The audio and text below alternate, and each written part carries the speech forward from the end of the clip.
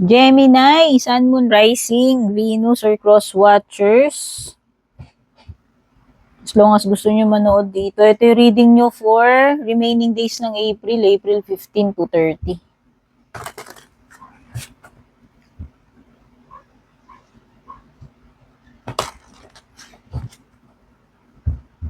Thank you so much, Gemini, for dropping by para manood ng reading ko bago ka man dito or matagal na. Kamusta ka? Don't forget to leave a comment dyan, a heart, or a like. Kung makaka-relate kayo, magugustuhan nyo, pa-share na lang din. Of course, don't forget to subscribe or follow sa aking page or channel. Kung bago po kayo dito, pakitap na rin yung bell.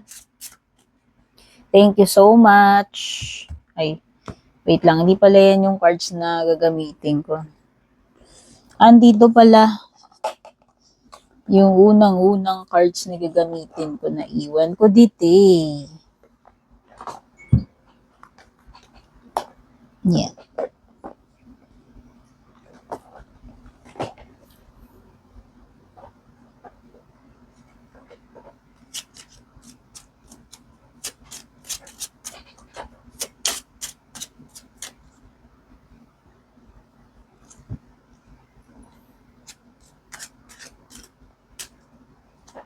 First keeper card mo is the Thief. Ano ba yan? Sino ba yun? Si Taurus nakakuha rin yan. Unang-unang card din yata. Number 24. Oh, kunin nyo na lang yung mga numbers dyan sa cards kung mahilig kayo sa numbers.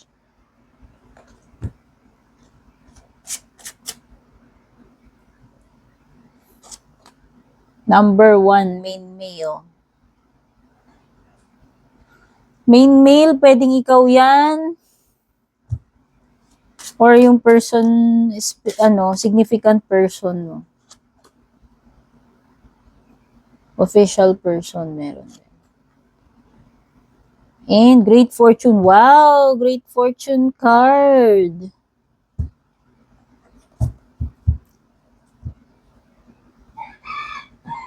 Ang ganda.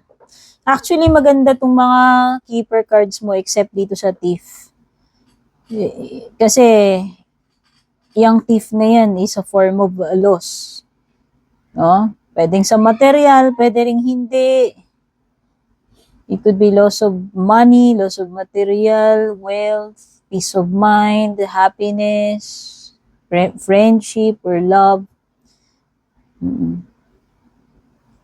It could be anything na pwedeng maagaw, mawala. No?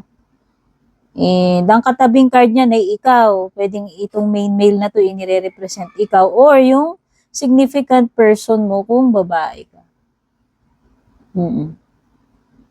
So, pwedeng ikaw yung may experience loss. O baka madukutan ka, mawalan ka, malaglagan, manakawan, masnatchan. Sabi ko nga, pwedeng material. Pwedeng hindi. Anything na pwedeng ma-steal sa'yo. Kasi thief yan eh. Mga agaw yan ng kahit ano eh. Pwedeng mawala or maagaw, actually. Yung official na yan, official card, pwedeng pwedeng declaration na, okay, this is officially, officially magpapakasal na ako. Pwedeng declaration yan eh. So, pag nakita natin yung official card, pwedeng sinasabi ng card na yan na this is final, this is official. Pero pwede rin kasing tao yan.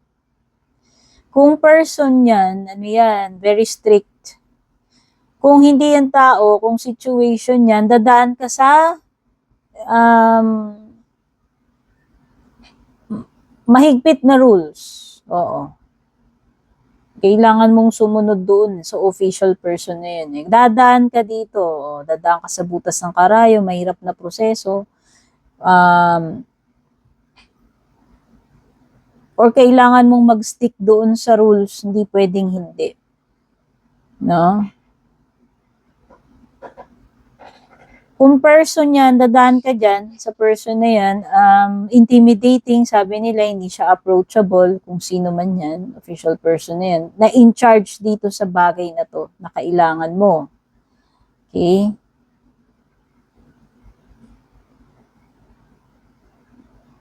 Pwede rin someone na kung sino man yung officially in charge dito, ano man yan, sa work ba yan, or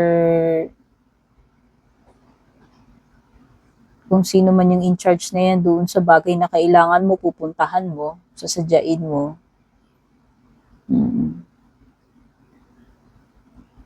May tendency mahirapan ka kasi nga very strict ang situation na yun or yung person na yun. Wala kang choice, dadaan ka doon, whether you like it or not. Siyempre, hindi inaasahang magandang pagkakataon with the great fortune. Sabi nito, na-amplify niya yung mga positive cards na kung meron dito. So far, ito pala naman yung positive card na nakita ko.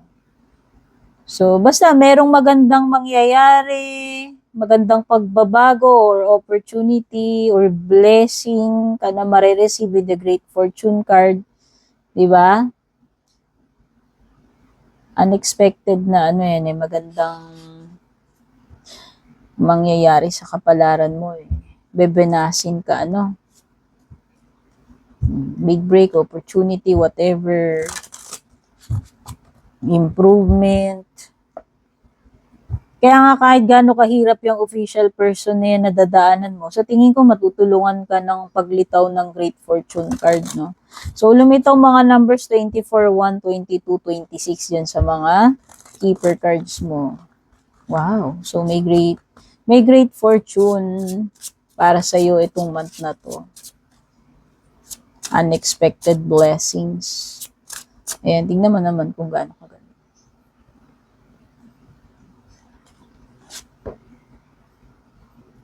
Knight of Swords, Six of Cups,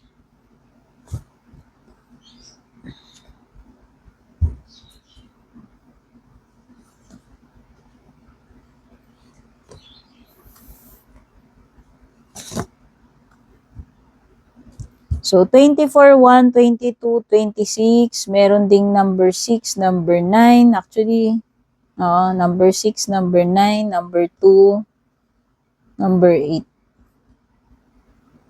Saka number 7. Yan daw, sa bottom ng deck mo, you have the Chariot. Ito ay success.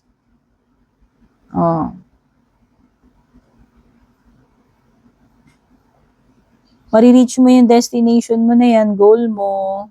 Kung may bala ka mang umalis, mag-travel, ano man ang patutunguhan ng direksyon, ano man ang piliin mong path, tatahakin mo dyan, for sure, andun yung success. Okay? Successful outcome ito. Ito yung successful outcome destination, si Chariot. Cancer energy yan. Merong strength card, pwedeng may Leo, pero kahit naman anong sign, no? Banggitin ko na lang yung mga lumalabas. Pwede may mga water, may air, earth, Leo, at saka Cancer energy.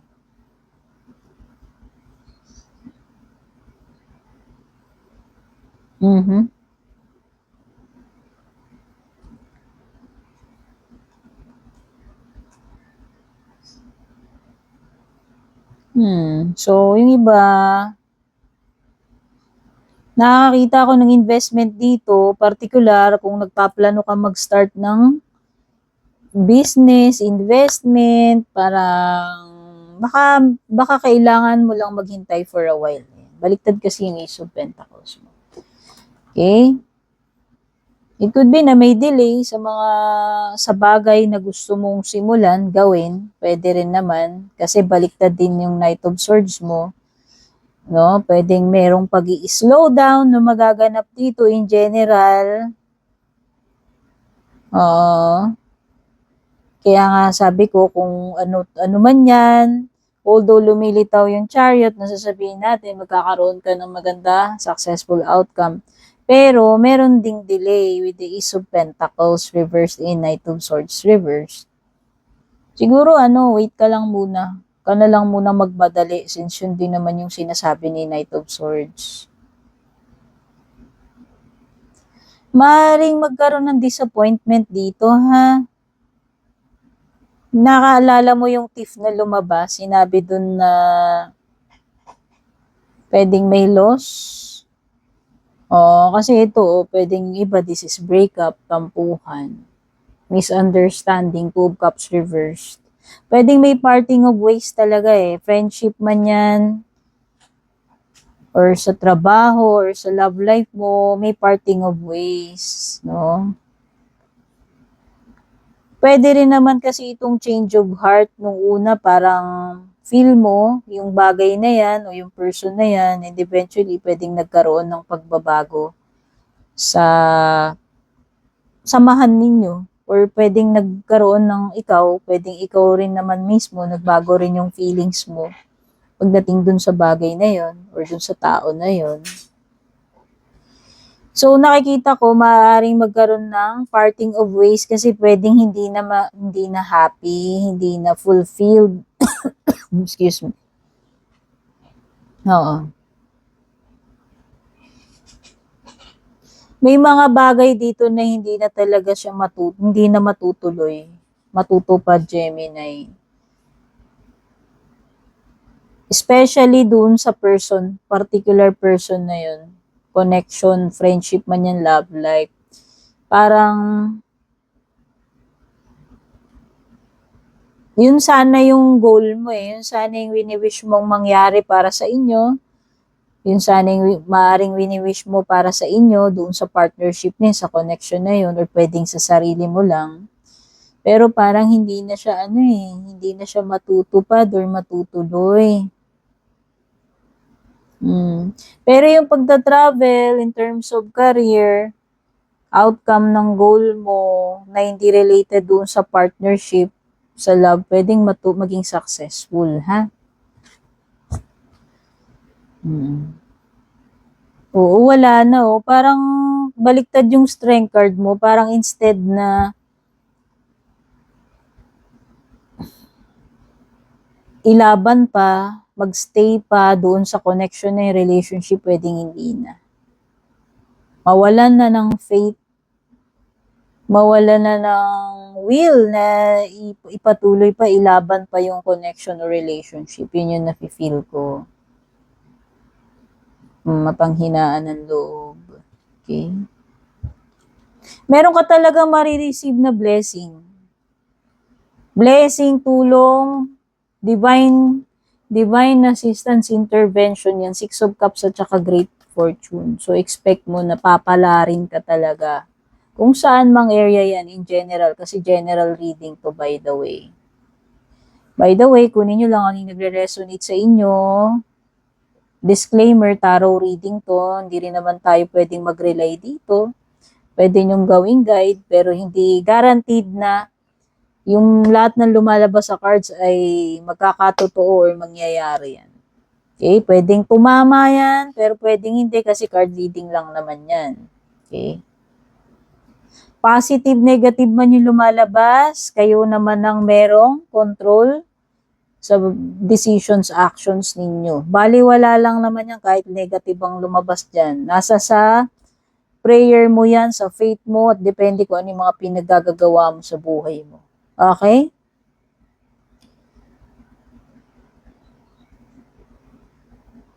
Okay, if ever na may perang involved dito, especially dun sa mawawala or matatalo sa'yo, kasi loss yun Mare-recover pa kasi katabi niya yung main male. Meron may possibility pero hindi ko gina-guarantee. So, halimbawa, nagpundar ka, sabihin na natin, nagkaroon ng mga loss, hindi naging successful, laki yung lugi mo, di ba? So, nakikita ko, ano man yung mawala na yun, maaaring ma-recover mo pa rin yun. Andun yung possibility, since katabi niya ng thief card yung main male card, no? Tsaka dito, pwedeng hindi rin naman ganun ka Yung profit dito, baliktad yung Ace of Pentacles mo if ever. Hindi siya ganun ka-spectacular, hindi ganun kalaki yung amount ng money na yan.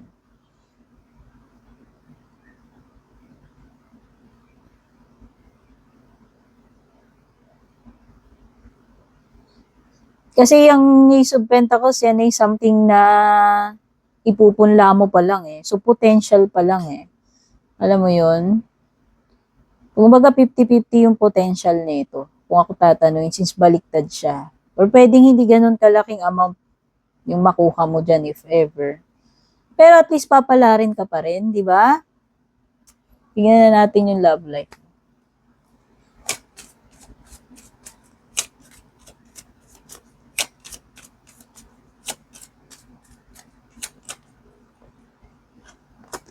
Dragonfly is about transformation, changes.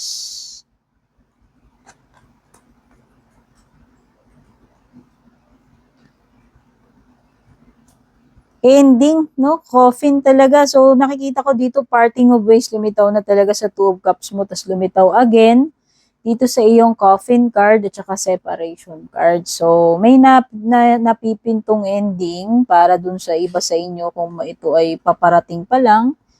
Okay? Iba-iba kayong nanonood. So, pwedeng kay Poncio Pilato, past na to. Kay Chorva, present. Kay Kuning-Kuning, pwedeng mangyayari pa lang kay Kuning-Kuning. So, iba-iba. Ha? Ibig ko lang sabihin dyan, hindi ko makokontrol yan since general yung binabasahan ko rito. Pwedeng past, present, future energies yan sa inyo. Okay? So, sinasabi rito, pwedeng itong person na to na current nakakonect mo or kung darating man sa'yo is a karmic relationship.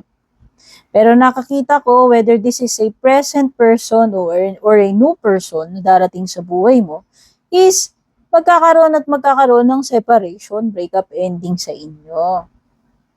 No? Siguro nga, this person is not meant to stay sa ngayon, sa buhay mo. Hindi natin alam kung babalik kasi andyan ang Six of Cups, no? Andun yung probability na pwedeng merong something na marirevive, marireconnect, no? Babalik. Pero hindi ko gagaranti yan. Kasi ang nakikita ko sa ngayon is magkakaroon ng ending dito. Whether ito ay present person mo or paparating na person. Kumbaga na pwedeng nape-predict na mag-i-end ito. Magkakaroon ng separation. No? Unsure of future eh. Kaya kung meron kang umuusbong na connection sa ngayon or kakonect mo na, pwedeng sinasabi dito na walang kasiguraduhan na magiging future ninyo nitong person na to. And nandun yung possibility na maghiwalay kayo kasi may ending. Pero kasi endings and new beginnings yan, no? 'Di ba? Sinabi ko nga, pwedeng Six of Cups is pagbabalik.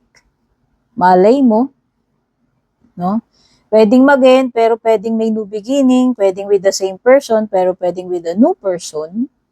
Pero maliwanag talaga yung separation, ending, breakup, parting of ways.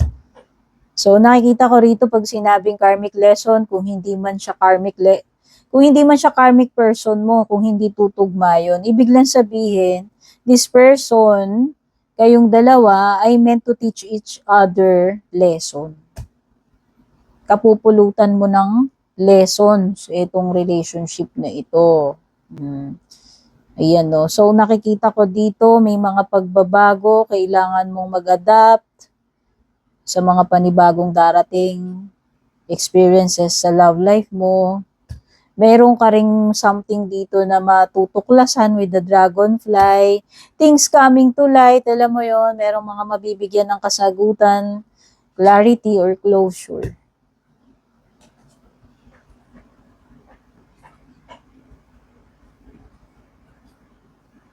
Kuha na tayo ng closing messages.